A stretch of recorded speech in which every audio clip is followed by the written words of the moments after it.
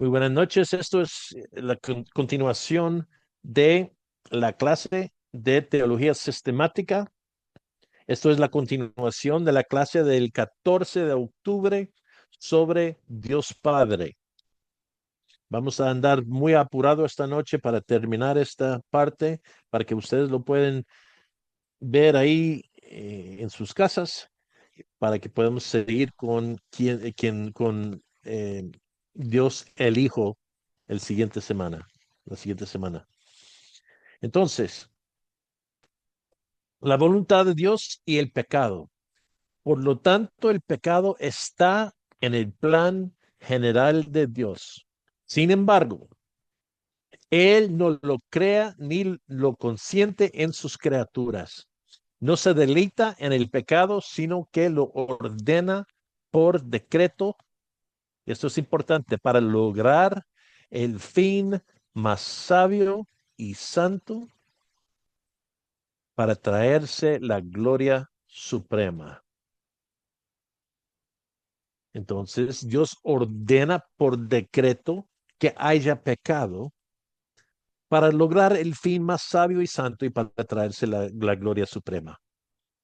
¿Cómo lo sabemos?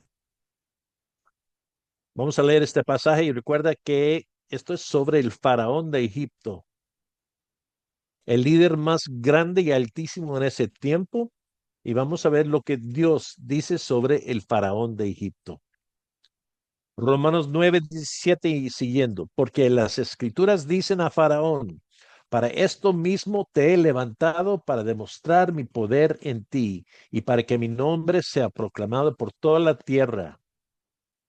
Imagínenlo. Dios dice: Faraón, yo te levanté, yo te puse en control de, de la sociedad más grande en todo el mundo. Yo te levanté.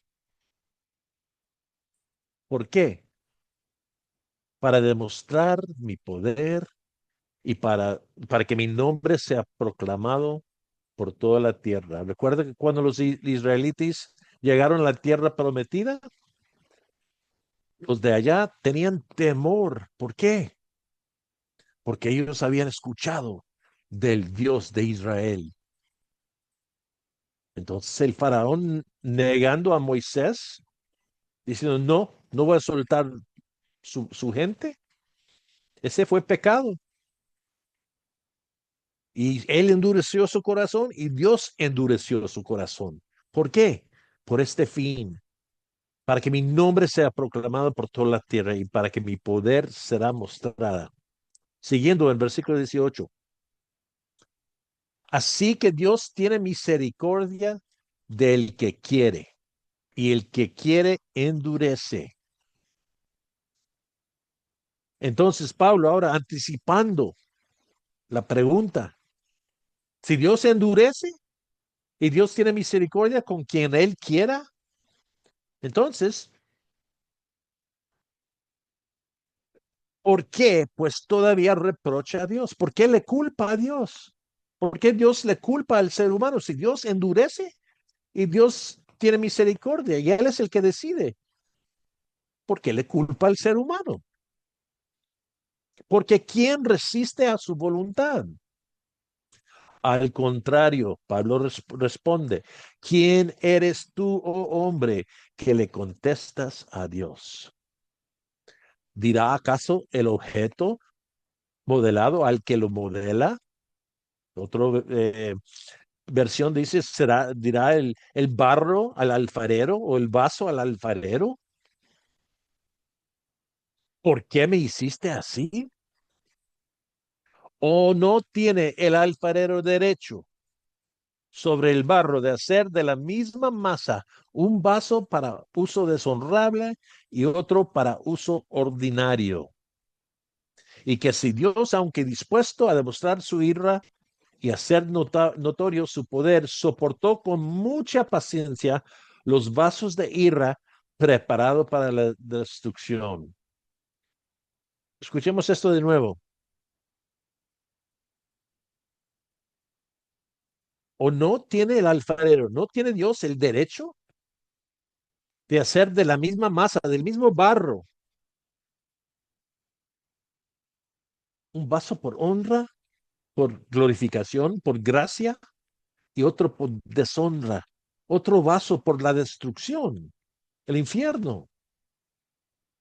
Y Pablo dice, ¿y quién es tú que contestes a Dios? Lo hizo para dar a conocer las riquezas de su gloria, ahí en el versículo 23. Lo hizo para dar a conocer las riquezas de su gloria sobre los vasos de misericordia. Hermanos y hermanas, nosotros como creyentes somos vasos de misericordia que de antemano Él preparó para gloria. Es decir, nosotros a quien también llamó, no solo de entre los judíos, sino también de entre los gentiles. Ahí está la respuesta. Dios levantó el faraón, un pagano, un rey pagano. Él lo exaltó a la posición más alto en todo el mundo. ¿Por qué?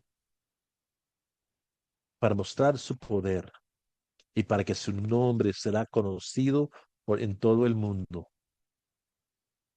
La voluntad revelada o perceptiva de Dios consiste en sus preceptos, en la ley y en el evangelio para la conducta humana. Los mandatos, prohibiciones, advertencias, castigos y juicios bíblicos revelan este aspecto de la voluntad de Dios para nosotros. La voluntad preceptiva no revela lo que Dios hará, sino lo que nos manda a hacer. Amarás a tu Dios, no tendrás otros dioses delante de mí, no mentirás, no robarás, honrarás a tus padres. Primera Tesalonicenses 4:3, porque esta es la voluntad de Dios. ¿Quieres saber la voluntad de Dios por su vida? Aquí lo vamos a leer. Porque esta es la voluntad de Dios, su santificación.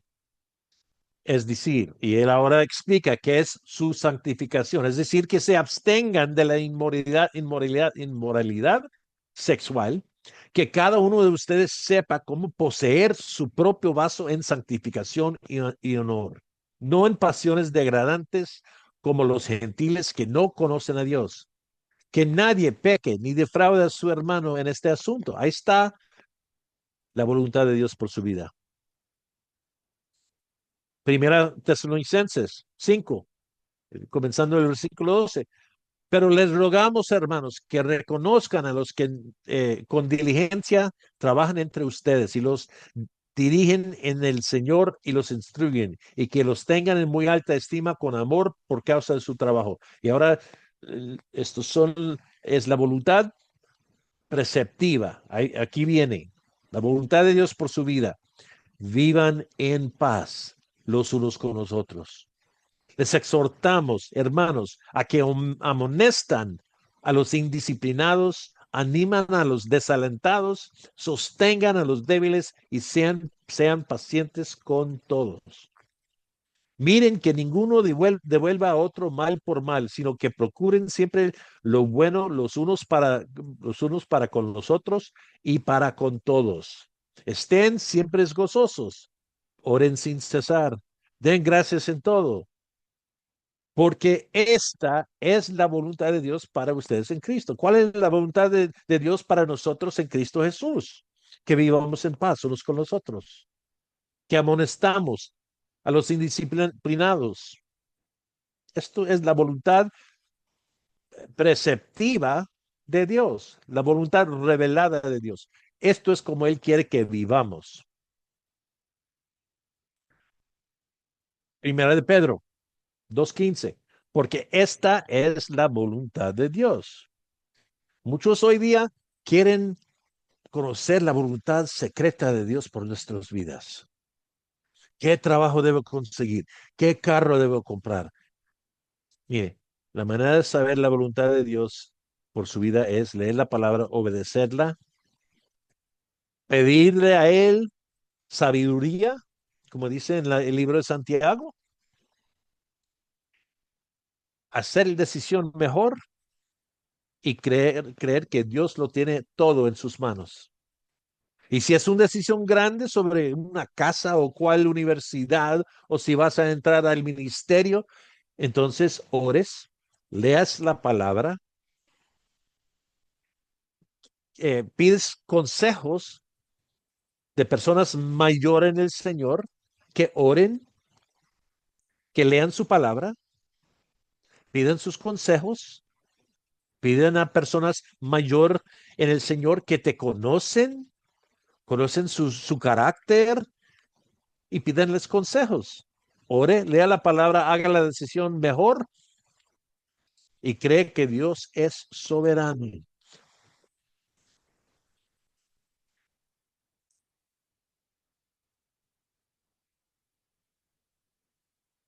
La voluntad necesaria y el libre albedrío de Dios. Hoy en día hay mucho que decir sobre libre albedrío. La voluntad necesaria de Dios es todo lo que Él debe querer según su naturaleza. Él quiere ser lo que es. En Éxodo Él dice, seré lo que seré. Dios no puede elegir su ser diferente de lo que es ni dejar de existir.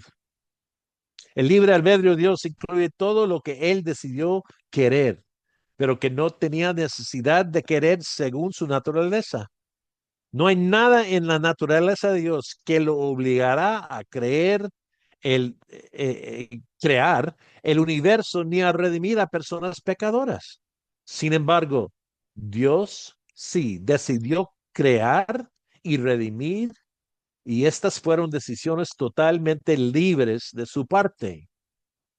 Él no es controlado o mandado por nadie ni nada. Dios tiene libre albedrío para elegir lo que sea coherente con su naturaleza, su santidad y bondad. Dios determina voluntariamente qué y a quién creará, así como los tiempos, lugares y circunstancias de su vida. Él traza el camino de sus criaturas racionales, determina su destino y las usa para sus propósitos. Recuerda que leamos ahí en Éxodo capítulo 4 sobre que en este pueblo, en Jerusalén, fueron juntados Herodes, Poncio Piloto, los gentiles y los judíos para hacer lo que tu mano había predeterminado, predestinado antes de la fundación del mundo.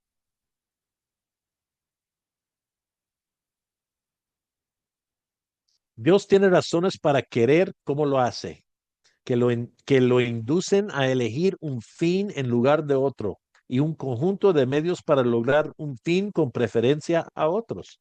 Dios decide qué hacer y cómo hacerlo. Rara vez podemos discernir por qué Dios quiso una cosa en lugar de otra. Muchas veces tenemos preguntas, Señor, ¿por qué? Pero la manera que Dios poda la viña como un viñador amoroso, lo va a nos va a podar para que crezcamos más y más en la imagen de Cristo Jesús. No es posible ni siquiera permisible que busquemos un fundamento más profundo que la voluntad de Dios, porque todos estos intentos resultan en la búsqueda de comprender por qué Dios ha elegido cómo lo ha hecho, privándolo de su carácter inescrutable, su independencia y su soberanía. Job 11:10. Si él pasa o encierra o convoca una asamblea, ¿quién podrá impedírselo? Salmos 115:3. Nuestro Dios está en los cielos. Él hace lo que le place. Recuerda que acabamos de escuchar en Romanos 9. ¿Y tú quién eres, hombre, que contestes a Dios? ¿No tiene el alfarero el derecho de hacer del mismo barro un vaso de honra y otro vaso de deshonra?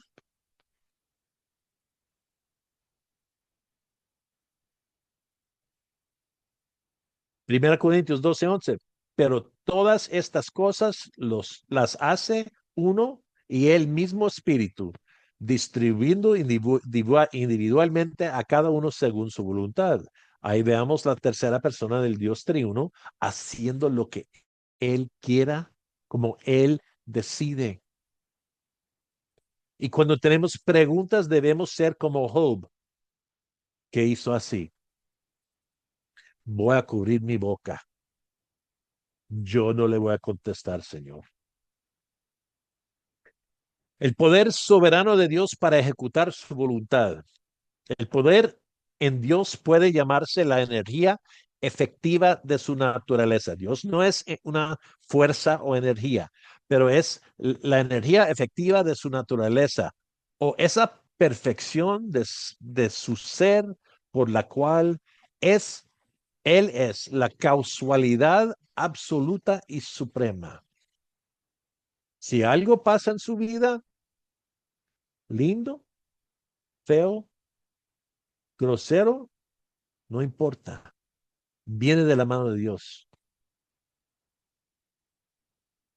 Un diagnóstico de cáncer, eso no está fuera del control de Dios. Muchas veces eso es el Señor podando la viña. El poder absoluto es la eficiencia divina ejercida sin la intervención de causas secundarias. El poder ordenado es la eficiencia de Dios ejercida por la operación ordenada de causas secundarias. Voy a repetir.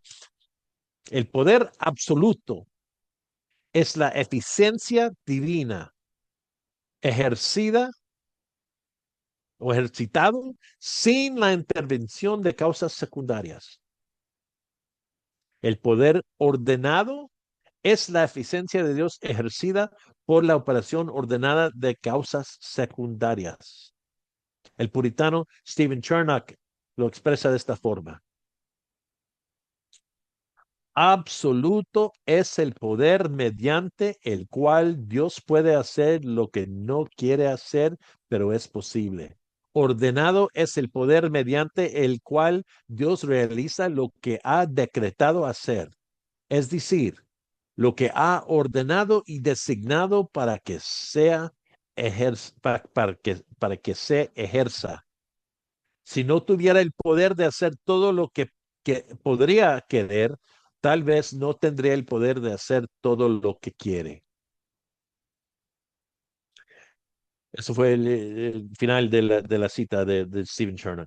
El poder de Dios en su ejercicio real se limita a lo que comprende su decreto eterno.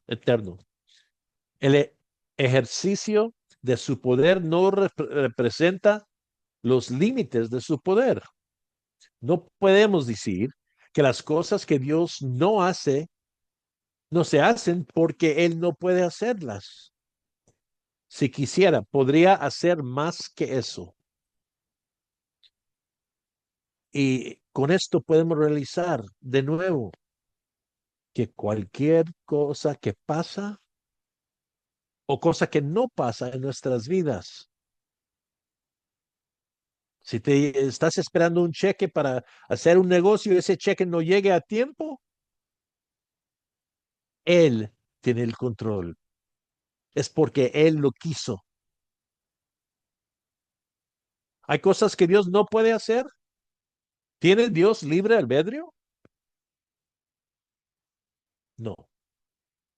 Él está controlado y está dentro su carácter y sus atributos. Dios no puede pecar.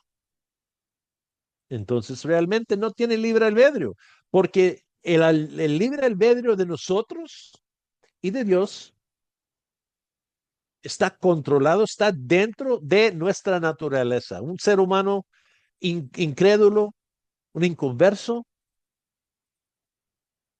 ¿tienen libre albedrío? Solo para pecar, porque están controlados por su naturaleza. De la misma manera, Dios no puede pecar ni mentir, Dios no puede cambiar, Dios no puede negarse a sí mismo. Génesis 18:14. ¿Hay algo demasiado difícil para el Señor?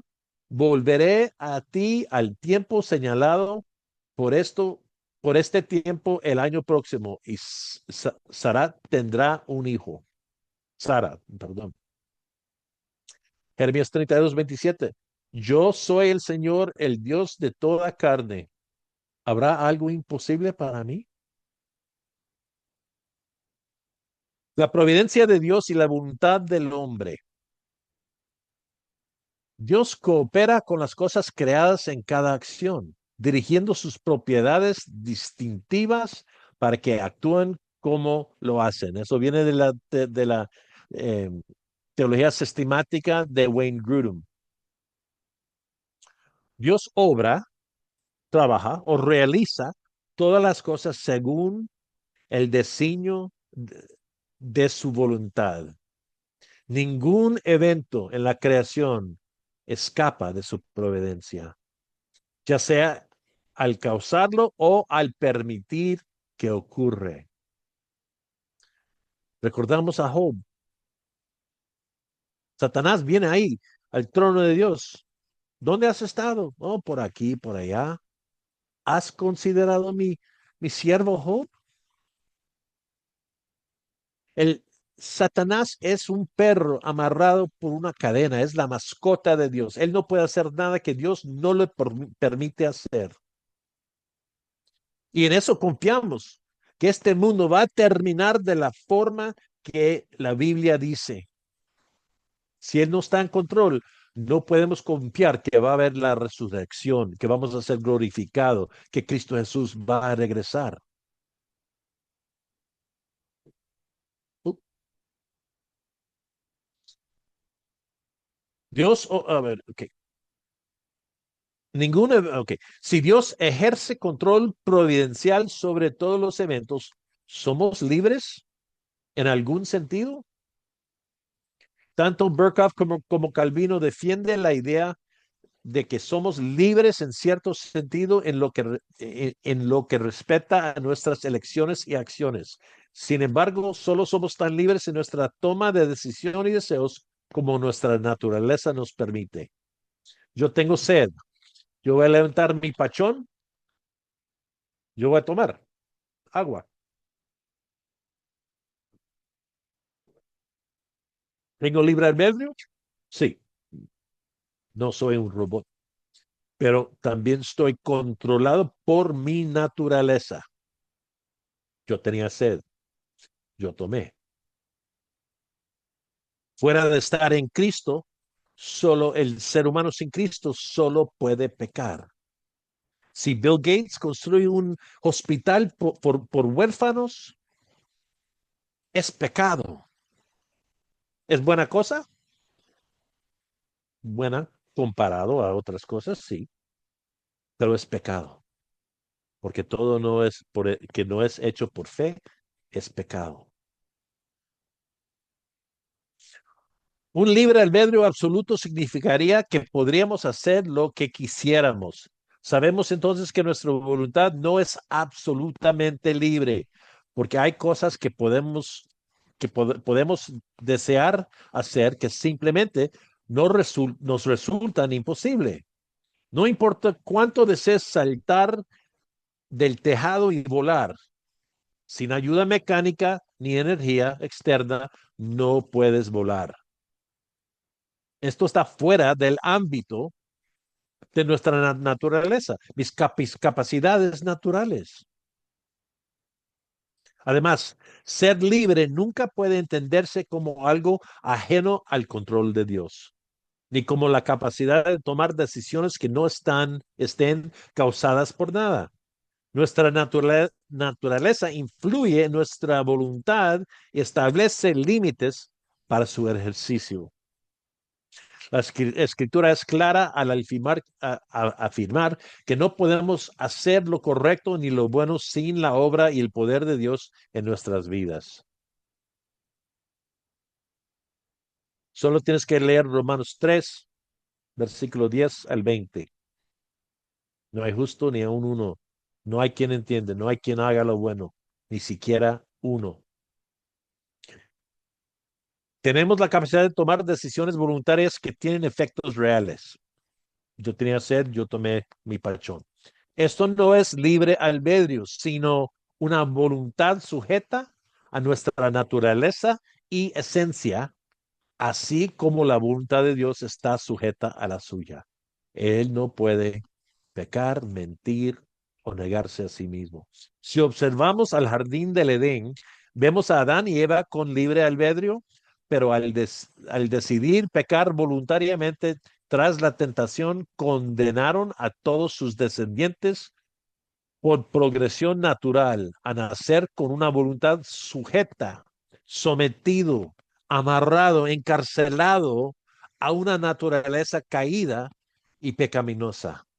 En ese sentido, Cristo restaura el libre albedrío de los creyentes, ya que ahora por gracia somos capaces de desear y hacer lo correcto. I just saw that you have Romans 3:10 here. I forgot that was in Filipenses 2:12. Así que, amados míos, tal como siempre han obedecido, no solo en mi presencia, sino ahora mucho más en mi ausencia, ocúpense en su salvación con temor y temblor, porque Dios es quien obra en ustedes tanto al querer como el hacer para su buena intención.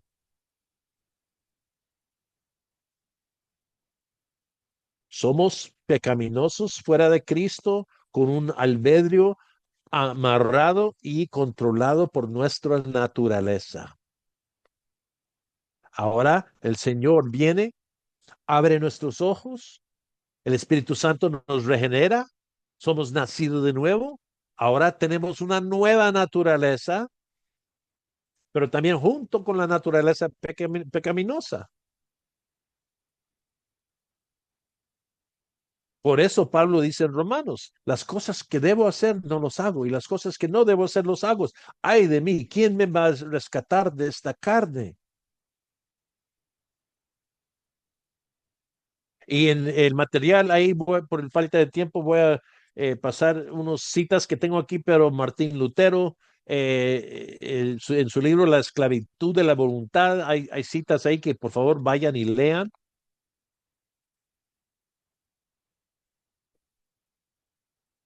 También de San Agustín. A menudo ha decidido vivir con rectitud. Philip, where it says 142 and 143 there, that's the end of the quote, right? Yes. Yeah. A menudo ha decidido vivir con rectitud y llevar una vida verdaderamente piadosa, dejando de lado todo lo que lo impidiera, pero estaba lejos de cumplirse, como le ocurrió a Pedro cuando juró que daría su vida por Cristo. No mentiré ni fingiré ante mi Dios, sino que confesaré abiertamente que no puedo lograr el bien que puedo, sino que espero la hora feliz en que Dios se complazca en encontrarme con su gracia.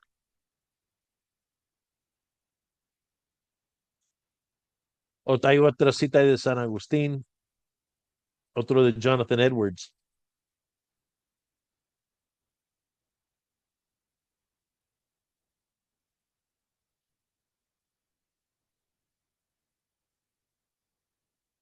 Okay. El significado claro y obvio de las palabras libertad en el lenguaje común es el poder, la oportunidad o la ventaja que cualquiera tiene para hacer lo que le plazca. O en otras palabras, estar libre de obstáculos o impedimentos para hacer o conducirse en cualquier aspecto según su voluntad. Una persona cuya fuerza no es más que suficiente para levantar 100 libras es tan verdaderamente y realmente incapaz de levantar 101 libras como 10,000 libras.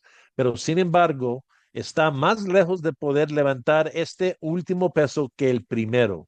Y por lo tanto, según al uso común del lenguaje, tiene una mayor incapacidad para ello.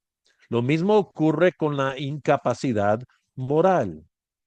Un hombre es verdaderamente moralmente incapaz de elegir en contra de una inclinación presente que prevalece en lo más mínimo, o contrariamente a ese motivo que considerando todas las cosas tiene fuerza y ventaja ahora para mover la voluntad en el más mínimo grado, superior a todos los demás motivos en vista, pero sin embargo está más lejos de la capacidad de insistir en un hábito muy fuerte y una inclinación violenta y profundamente arraigada, o un motivo que excede enormemente a todos los demás en fuerza.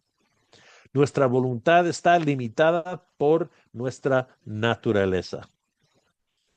Entonces, cuando hablamos del libre albedrío, debemos tener cuidado, porque la realidad es que si Dios no mueve hacia nosotros, nosotros nunca moveremos hacia Él. Esa condenación en Romanos 3. No hay justo ni aun uno. No hay quien busca a Dios. No hay quien haga lo bueno, ni siquiera uno. Y últimamente dice que todos se han desviado y que no hay temor de Dios delante de sus ojos.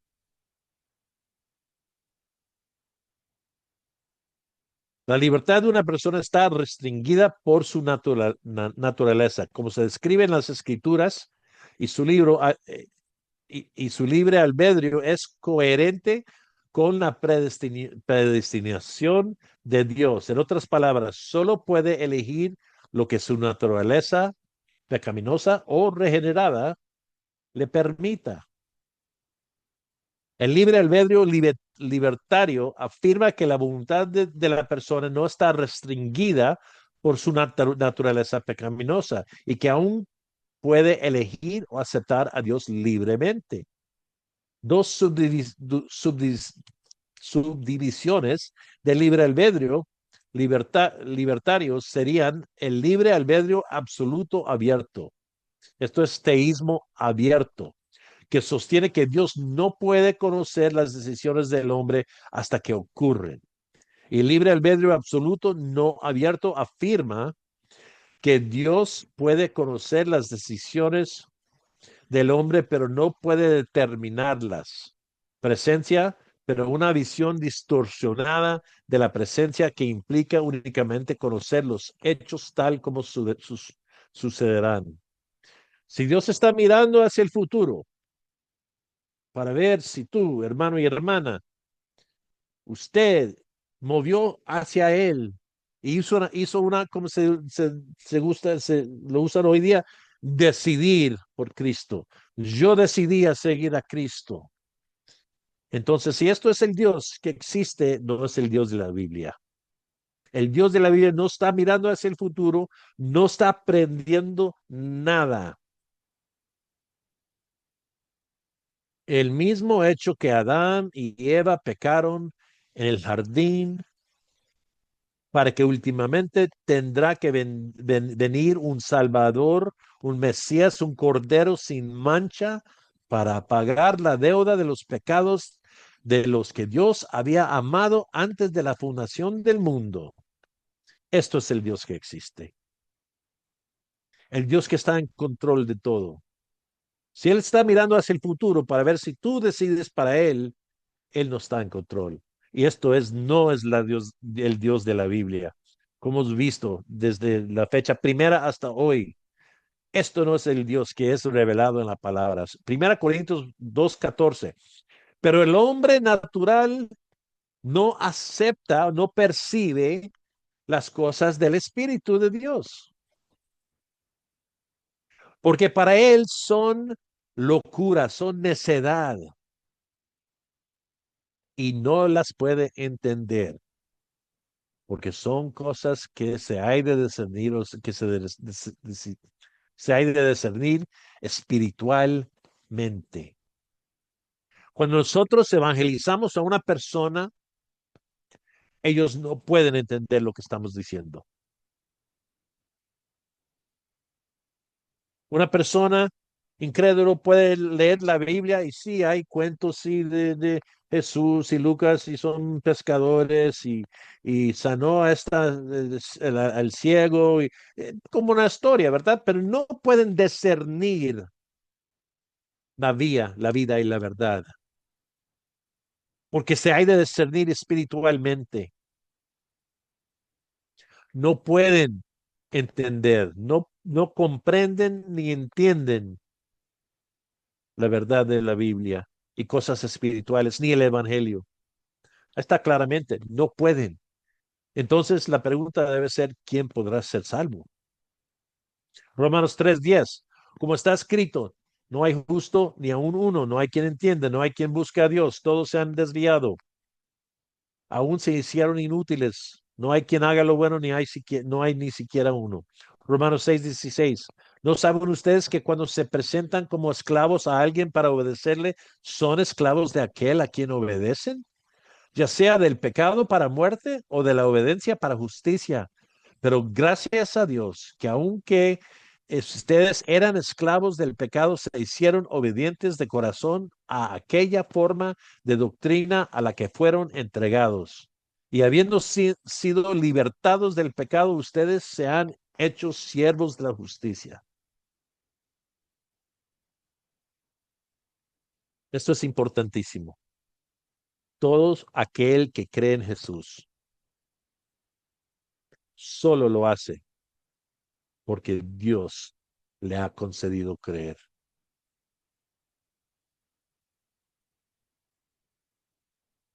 Cristo Jesús vino para buscar y encontrar y salvar lo que se había perdido.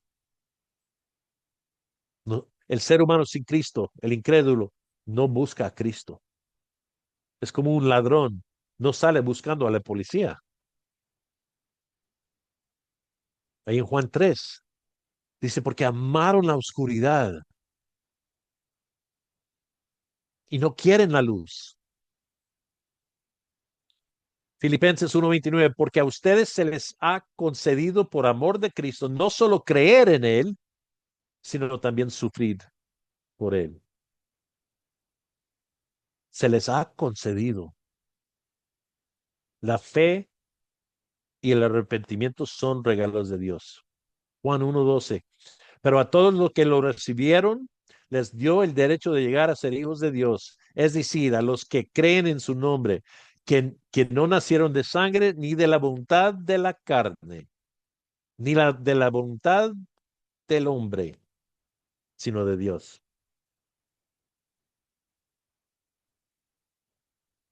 Primera de Pedro 1:3. Bendito sea el Dios y Padre de nuestro Señor Jesucristo, quien según su gran misericordia nos ha hecho nacer de nuevo a una esperanza viva mediante la resurrección de Jesucristo de entre los muertos.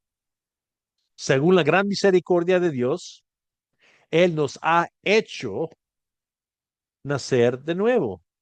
Cuando usted nació la primera vez, ¿usted hizo algo? De la misma manera, de nacer de nuevo, nosotros no hacemos nada.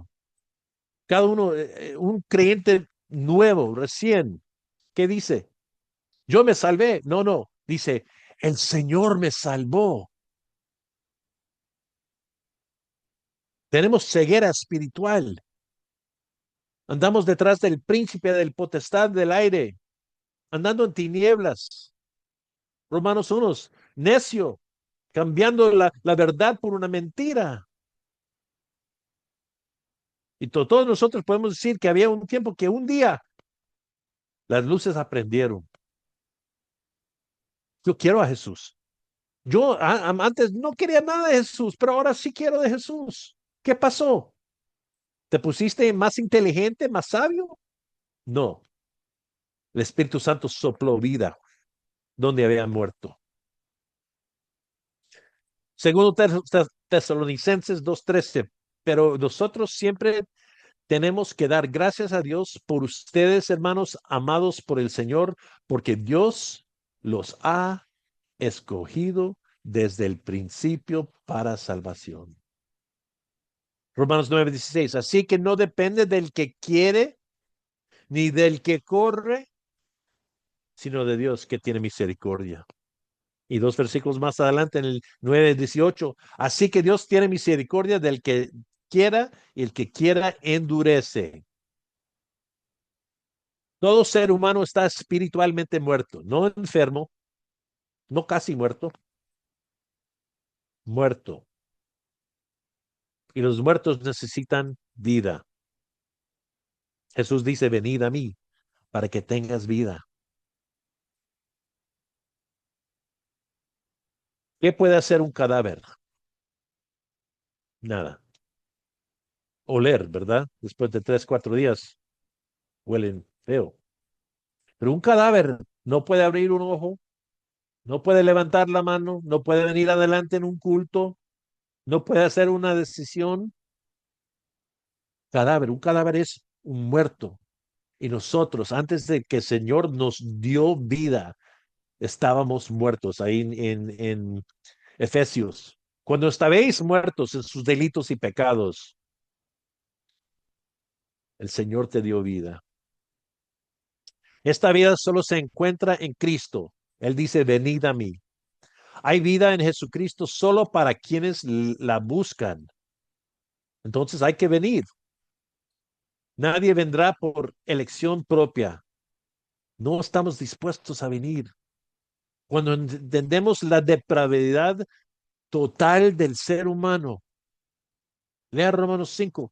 Hay dos tipos de personas, los que están en Adán y los que están en Cristo. Y los que están en Adán no pueden venir a Cristo hasta que Cristo viene para ellos y dice, ven a mí.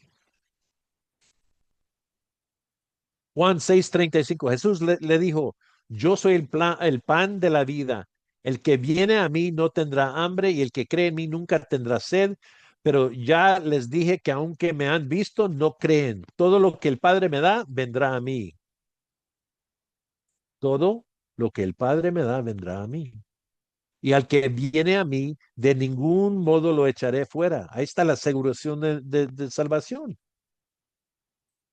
Antes, por décadas, las iglesias evangélicas en Latinoamérica enseñaron que uno podía perder su salvación. Y hoy día también hay algunos que enseñan esto.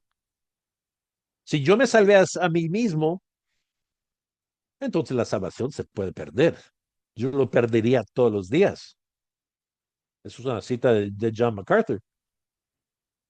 No depende de mí, no depende del que corre ni del que escoge.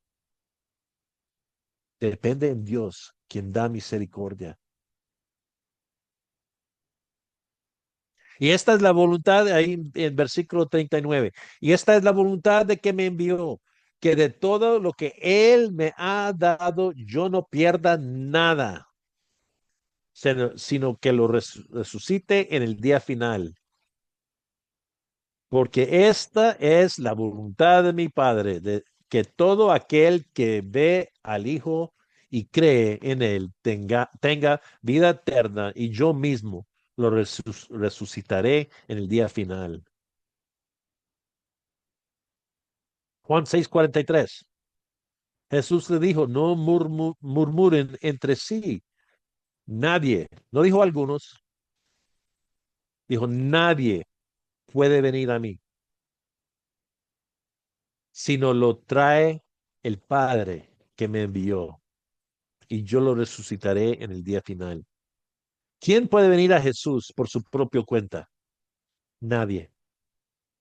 No pueden comprender cosas espirituales, como aquí acabamos de leer en Corintios. No entienden. Para ellos son locura.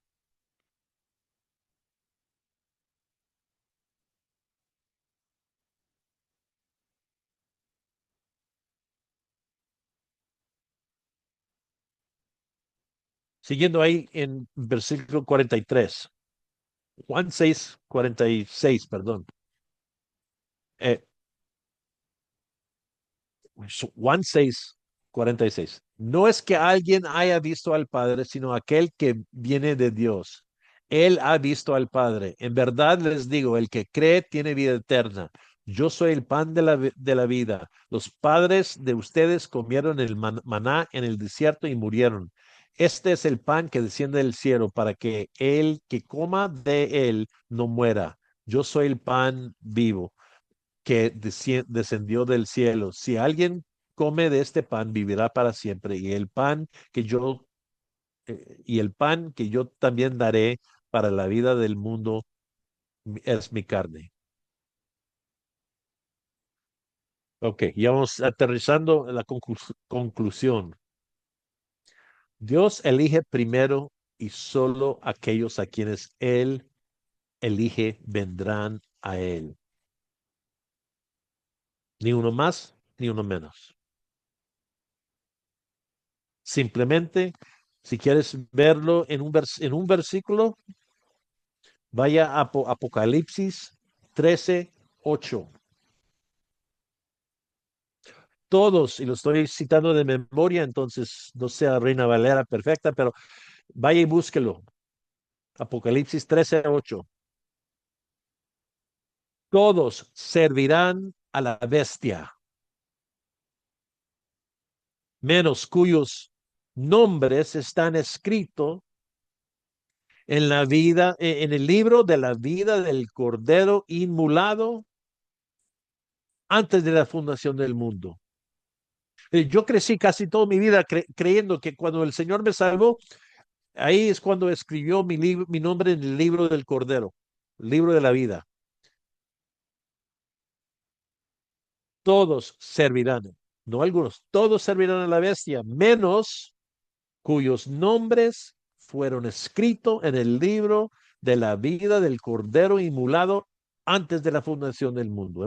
Imagínense los ángeles antes de la fundación del mundo mirando este libro. Mira, hay muchos nombres aquí. ¿Qué es este libro del el Cordero inmolado? ¿Qué es este libro? Y hermanos y hermanas, cuando comprendemos estas cosas, vas a andar con seguridad, con un amor eh, más y más grande por el Señor, porque Él nos ha amado con un amor específico por toda la eternidad. El Padre elige a personas. ¿No tiene el alfarero derecho? Elige a las personas y los da al Hijo como un regalo. Pero tiene que ser redimido. Entonces el Hijo viene y Él muere por su novia, la iglesia. Él muere por el regalo que Dios Padre lo está dando, un número específico. Cristo no gastó su sangre por los que no vuelven a Él. Cristo Jesús vino y compró su novia. Y después el Espíritu Santo viene a ese mismo grupo y es el sello y la garantía que van a permanecer en Él. ¿Ves el amor entre el Dios triuno? Que Dios Padre dice, mire hijo, aquí tengo este regalo, pero estos personas han pecado, han caído de mi gloria y están abiertos a mi ira y mi furia. Y Cristo dice, Señor Padre, yo voy a pagar la deuda para que ellos puedan ser reconciliados contigo. Yo lo voy a pagar. Y Dios Padre dice, pero mi hijo, si no les castigo a ellos, yo te voy a castigar a ti. No voy a reducir el castigo, te lo voy a echar todo. El hijo dice, sí, Padre, soy capaz, lo voy a hacer. Imagínese el amor para con nosotros del Dios triuno por toda la eternidad.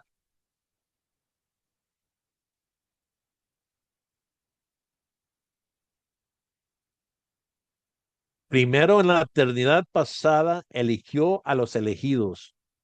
Luego en su vida en el momento señalado comienza a llamarlos a la salvación. Envía su palabra y su Espíritu Santo para abrir los ojos, los oídos y el corazón del pecador. De manera sobrenatural les permite ver sus pecados y la belleza y hermosura de el Salvador.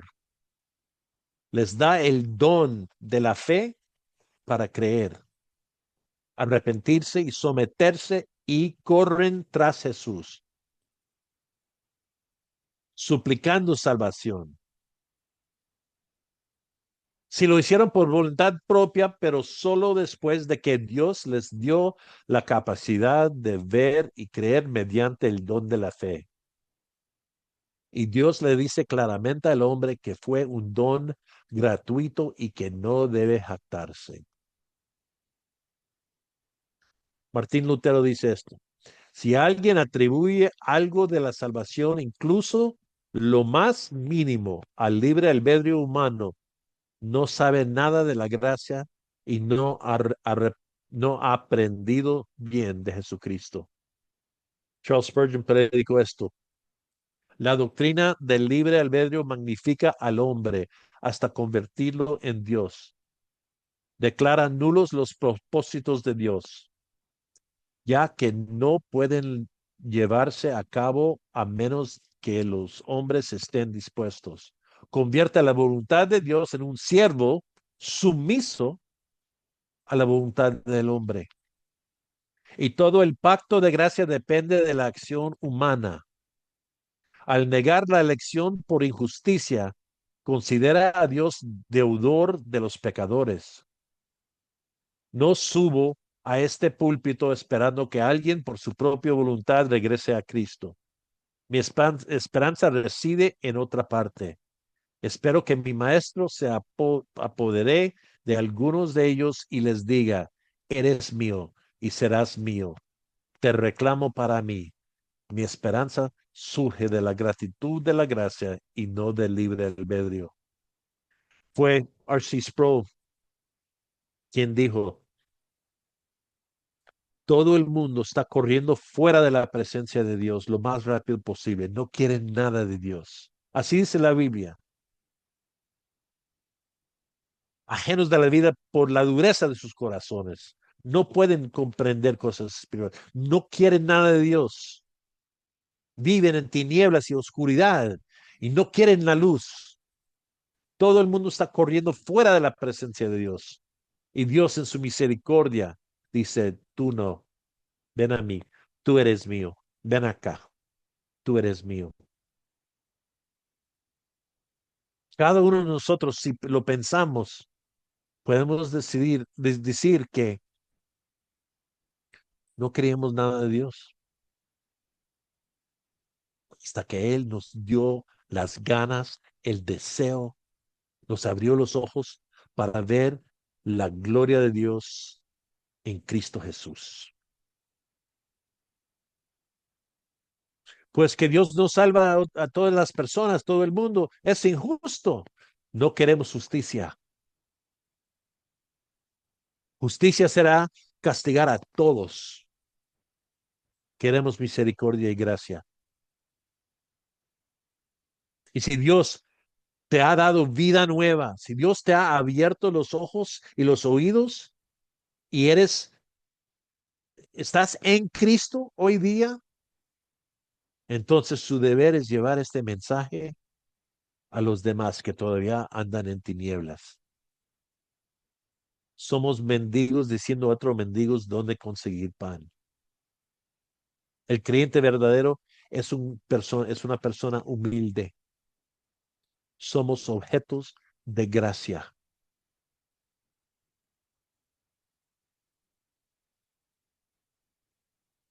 Somos objetos de gracia. Tal vez me puedes decir que yo he estado en una iglesia evangélica toda mi vida. Entonces yo siempre he querido a Jesús.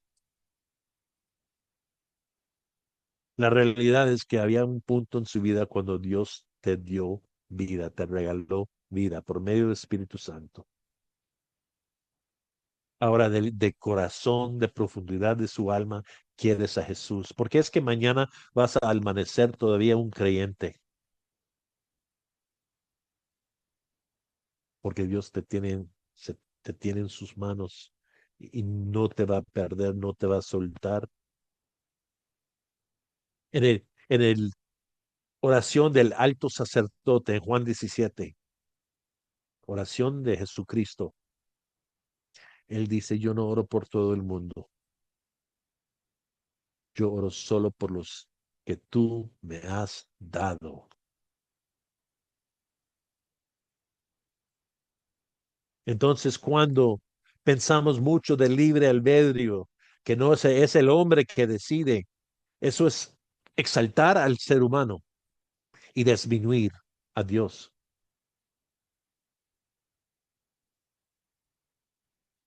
Doctrina buena, buena doctrina sólida, es decir, Dios recibe la gloria.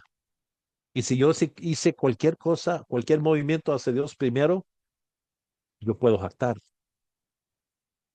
yo me puedo jactar, pero no, Dios viene y Él abre los ojos de las personas que Él quiere. Él es el alfarero y nosotros el barro o la masa. Y recuerda que Dios va a mostrar sus atributos y su carácter,